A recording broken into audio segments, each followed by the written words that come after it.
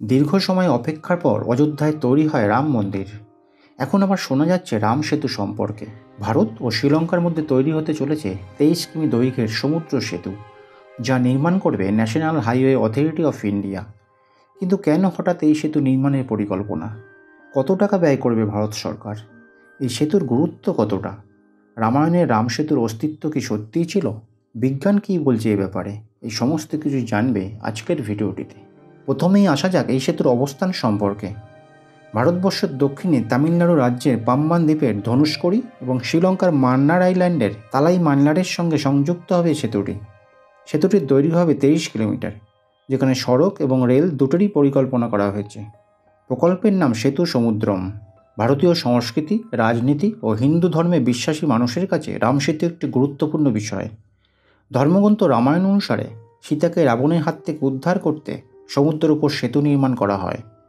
পৌরাণিক ব্যাখ্যা অনুযায়ী এই সেতু নির্মাণ করা হয়েছিল ভগবান রামের বানর সেনাবাহিনীর দ্বারা। সেতু নির্মাণের সময় প্রতিটি পাথরের উপর লেখা ছিল শ্রীরাম। সমুদ্রের জলে পাথরগুলো ডুবে না গিয়ে জলে ভাসতে থাকতো, আর সেই ভাসমান পাথর দিয়ে তৈরি সেতুর উপর দিয়ে হেঁটে গিয়ে রাক্ষসরাজ রাবণের থেকে দেবী সীতাকে উদ্ধার করে রাম।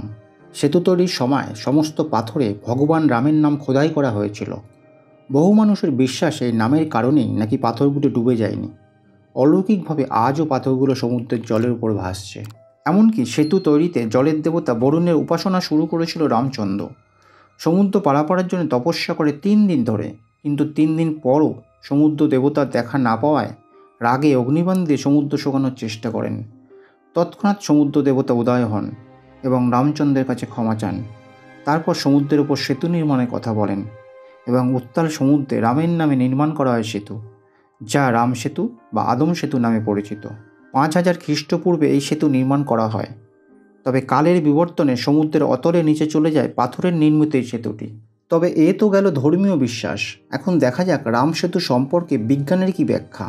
জিওলজিক্যাল সার্ভে অফ ইন্ডিয়ার প্রজেক্ট রামেশ্বরম নামে একটি সমীক্ষায় দেখা যায় রামেশ্বরম দ্বীপ ও শ্রীলঙ্কার দ্বীপটির অস্তিত্ব পাওয়া যায় আজ থেকে প্রায় 1.25 লক্ষ বছর আগে।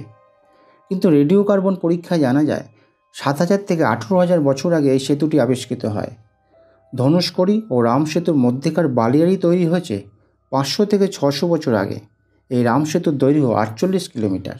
পাম্বান দ্বীপের দক্ষিণ পূর্ব প্রান্তের ধনুষ্কড়ি থেকে শ্রীলঙ্কার নর্দার্ন প্রভিন্সের মান্নার দ্বীপ পর্যন্ত বিস্তৃত এই সেতু শৈলশিরা, প্রবালস্তূপ, চড়া দিয়ে গঠিত। সমুদ্রের জলের ওপরে কোথাও কোথাও দৃশ্যমান। এই অঞ্চলের গভীরতা খুব কম, কোথাও 10 মিটার, আবার কোথাও 1 মিটার বা 3 ফুটের কম। আবার শ্রীলঙ্কার প্রত্নতত্ত্ব দপ্তর জানায় সেতুটির বয়স 10 লক্ষ থেকে 20 লক্ষ বছর হতে পারে। তবে প্রকৃতপক্ষে এটি প্রাকৃতিকভাবে সৃষ্টি না মানব সৃষ্টি তার কোনো সঠিক ব্যাখ্যা পাওয়া যায়নি। এছাড়া নাসার উপগ্রহ চিত্রে এই সেতুর অস্তিত্বের কথা জানা যায়, তবে সেটি মানুষের সৃষ্টি কিনা সেই সম্পর্কে কোনো ব্যাখ্যা দেওয়া হয়নি। তবে 15 শতক পর্যন্ত এই সেতু পায়ে হেঁটেই অতিক্রম করা যেত। রেকর্ড অনুযায়ী 1480 সাল নাগাদ পর্যন্ত সেতুটি সম্পূর্ণভাবে সমুদ্রপৃষ্ঠের ওপরেই ছিল। তবে প্রাকৃতিক দুর্যোগের কারণে সেতুটি পুরোপুরি সমুদ্রের জলে তলিয়ে যায়। এখন দেখা যাক এই সেতু নির্মাণের গুরুত্ব কতটা। সেতু নির্মাণ হলে ভারত ও শ্রীলঙ্কার উভয় দেশের মধ্যেই পর্যটন এবং অর্থনীতিতে উন্নতি হবে।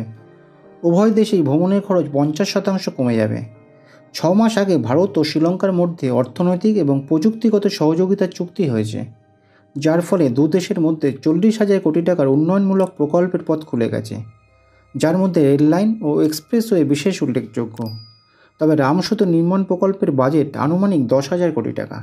সুতরাং দর্শক বন্ধু, তোমরা আজকে জানলে রাম সেতু সম্পর্কে। এখন তোমাদের কি মতামত কমেন্ট বক্সে লিখে জানিও।